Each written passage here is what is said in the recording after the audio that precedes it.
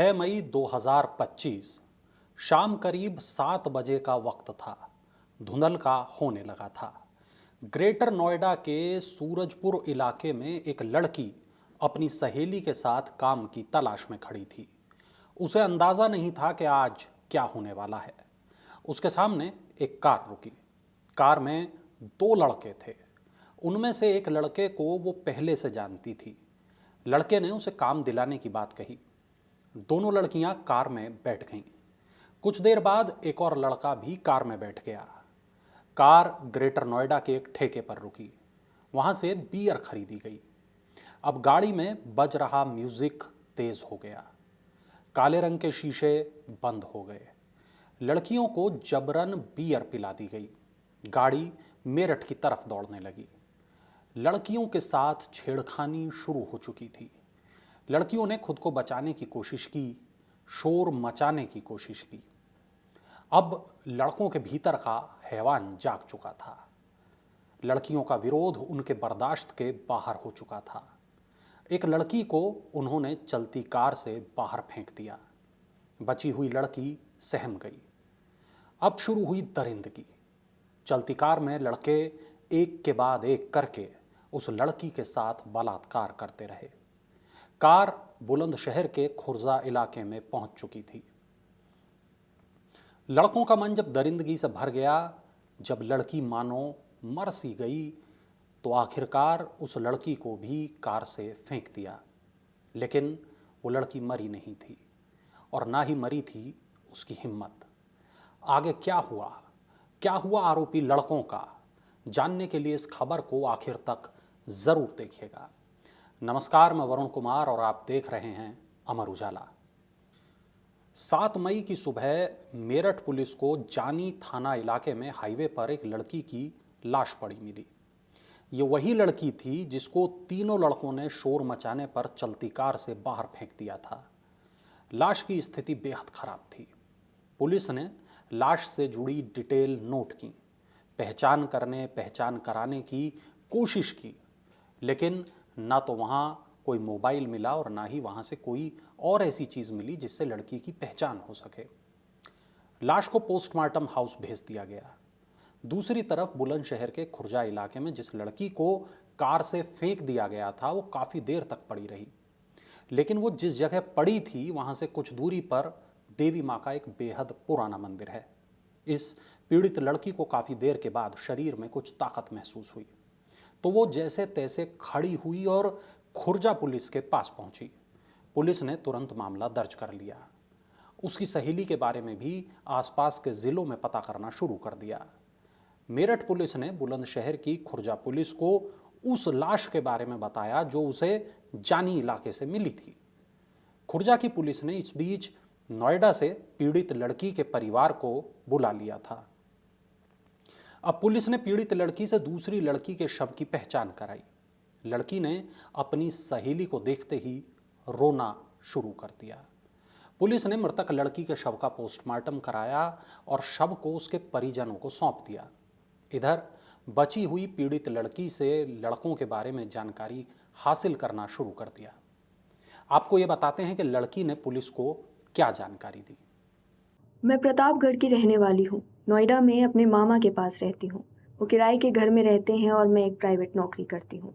मैं 8वीं तक पढ़ी हूँ और मेरी उम्र करीब 17 साल है। 6 मई को मैं अपनी सहेली के साथ सूरजपुर कोर्ट नंबर 3 के सामने गई थी। वहाँ अमित कार लेकर आया। मैं उसे पहले से ही जानती थी।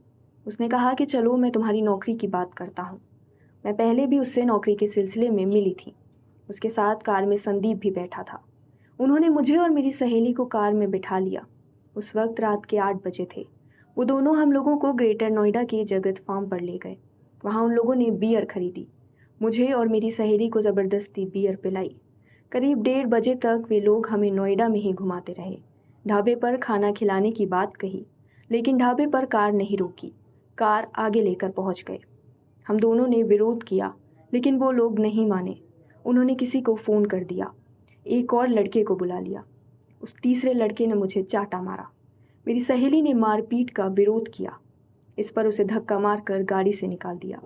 इसके बाद वो मुझे सुनसान इलाके में ले गए। तीनों ने एक एक करके मेरे साथ रेप किया, मुझे जान से मारने की धमकी दी। 7 तारीख की सुबह 7 बजे खुर्जा के मंदिर के पास मुझे उतार दिया।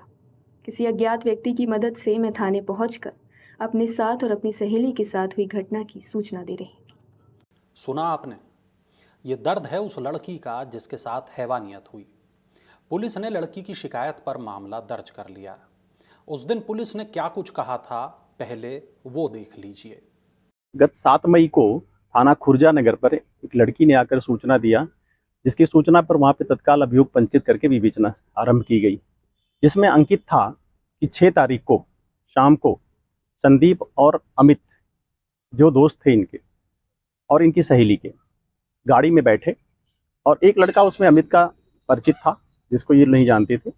वहीं सूरजपुर थाना क्षेत्र से एक जगह से बियर ली गई कुछ गाड़ी में और ये लोग खाने पीने के लिए घूमने के लिए निकले थे, लेकिन गाड़ी में नशे की हालत में कुछ कहासुनी हुई और थाना क्षेत्र जानी मेरठ में एक लड़की को धक्के से गाड़ी से नीचे उतार दिया गया। दूसरी लड़की जिसने सूचना दिया आकर के, वो बताई गाड़ी में उसके साथ दुष्कर्म भी हुआ और वो उसको लोग लखनऊ छोड़ने जा रहे थे क्योंकि ये लखनऊ जाने की इच्छा जाहिर थी। कुछ बहाना बना करके खुर्जा में ये गाड़ी से उतरी और फिर ये पुलिस के पास आ गई। पूरी घटना को लेकर जब छानबीन और विवेचना आरंभ की गई तो मालूम चला कि वो लड़के दो, एक गाजियाबाद के और 2 नोएडा क्षेत्र के रहने वाले हैं और उनको चिन्हित कर लिया गया है। जो लड़की वहाँ पे बलपूर्वक उतारी गई थी उसकी डेथ हो गई है और वहाँ मेरठ में उसके विरुद्ध आवश्यक वैधानिक कार्रवाई की जा रही है। चिन्हित लड़कों के लिए टीमें लगा दी गई हैं और शीघ्र ही इन सब की गिरफ्तारी कर ली जाएगी और इनके विरुद्ध कठोर वैधानिक कार्रवाई की जाएगी। इसके बाद शुरू हुआ आरोपियों की पहचान और उनको तलाश करने का सिलसिला। 7 तारीख का दिन बीत रहा था। पुलिस के पास लड़कों के नाम तो थे, लेकिन ये नहीं पता था कि ये लोग कहाँ मिलेंगे। अमित और संदीप के साथ वो तीसरा आरोपी कौन था, ये भी पुलिस को नहीं पता था। पुलिस को केवल ये पता था कि एक आरोपी अमित नोएडा का रहने वाला है और दूसरा आरोपी संदीप भी नोएडा का ही रहने वाला है। पुलिस ने इनकी तलाश में जाल बिछाना शुरू कर दिया, लेकिन शायद आरोपियों को भी इस बात की भनक लग गई थी। आरोपियों ने शहर छोड़ने का प्लान बना लिया था। वो अपनी कार में बैठकर भागने की तैयारी में थे। इधर पुलिस ने इस बात के इंतजाम कर लिए थे कि ये लोग भाग ना सकें। बुलंदशहर और अलीगढ़ के बीच में एक जगह है अरनिया। यहां 10 तारीख की दोपहर करीब 1 बजे आरोपियों को पुलिस ने घेर लिया। आरोपियों ने खुद को घिरा देखकर पुलिस पर फायरिंग कर दी। इसके जवाब में पुलिस ने भी गोलियां चलाईं। 2 आरोपियों के पैर में गोलियां लगीं और तीनों आरोपियों को गिरफ्तार कर लिया गया है। इस पूरे मामले में बुलंदशहर के एसपी देहात डॉक्टर तेजवीर सिंह ने क्या कहा, अब वो देख लीजिए। आज दिनांक 10 मई को दोपहर लगभग 2:30 बजे थाना क्षेत्र अरनिया में बुलंदशहर अलीगढ़ हाईवे के निकट सलीम कट के पास थाना अरनिया पुलिस, एसओजी देहात, खुर्जा नगर पुलिस एवं बदमाशों के बीच मुठभेड़ हुई है। मुठभेड़ के दौरान 2 बदमाशों को पैर में गोली लगने के बाद घायल अवस्था में गिरफ्तार कर उपचार हेतु पीएचसी भेजा गया है। इनके एक अन्य साथी को भी गिरफ्तार किया गया है। घायल बदमाशों के द्वारा प्राथमिक पूछताछ में अपने नाम संदीप निवासी सूरजपुर नोएडा एवं गौरव निवासी लोनी जनपद गाजियाबाद बताया है। इनके अन्य गिरफ्तार साथी का नाम अमित निवासी सूरजपुर नोएडा है। इनके कब्जे से एक सफ़ेद रंग की किया सेल्टॉस गाड़ी, 2 अवैध तमंचे 315 बोर, 2 कोका कारतूस, 2 जिंदा कारतूस एवं दिनांक 7 मई को थाना खुर्जा नगर पर पंजीकृत अभियोग से संबंधित एक लड़की जिसको इन्होंने थाना क्षेत्र जानी जनपद मेरठ में चलती गाड़ी से फेंक दिया था, उसका मोबाइल भी बरामद हुआ है। गिरफ्तार अभियुक्तों के विरुद्ध अग्रिम विधिक कार्रवाई की जा रही है। अब आरोपी पुलिस की गिरफ्त में है और पीड़िता सदमे में, लेकिन यहाँ कुछ सवाल हैं। ये सवाल सिस्टम पर हैं। सवाल ये कि शाम से लेकर सुबह तक आरोपी लड़कियों को लेकर कार से घूमते रहे, एक्सप्रेसवे पर घूमते रहे। इस दौरान उनकी कार करीब 6 जिलों से गुजरी। गौतम बुद्ध नगर, गाजियाबाद, बागपत, मेरठ, हापुड़ और बुलंदशहर से गुजरी। रास्ते में कई टोल प्लाजा पड़े, लेकिन किसी ने पीड़ित लड़कियों की आवाज़ कैसे नहीं सुनी? हाई लेवल सीसीटीवी कैमरे से क्यों नहीं देख पाए कि कार में कुछ गलत हो रहा है? हाईवे पुलिस ये क्यों नहीं देख पाई कि गाड़ी के शीशे काले रंग के क्यों हैं? हाईवे पुलिस और डायल 100 ये क्यों नहीं देख पाए कि बीच सड़क एक लड़की को कार से फेंक दिया गया। अब बेशक आरोपियों के पैर में गोली लगी है, बेशक वो अपनी जिंदगी सलाखों के पीछे गुजारेंगे, लेकिन क्या गरीब परिवार की वो लड़की केस लड़ पाएगी, बार बार पेशी के लिए कोर्ट जा पाएगी? और उस लड़की के परिजनों का क्या, जिनकी बेटी अब इस दुनिया ही में नहीं है, क्या उसे इंसाफ मिल पाएगा? सवाल कई हैं, लेकिन सबसे बड़ा सवाल यही कि इंसाफ कैसे होगा और कब होगा। आप लोगों को क्या लगता है, कमेंट बॉक्स में ज़रूर बताइएगा। इस खबर में बस इतना ही। ऐसी तमाम बड़ी खबरों के लिए आप देखते रहिए अमर उजाला।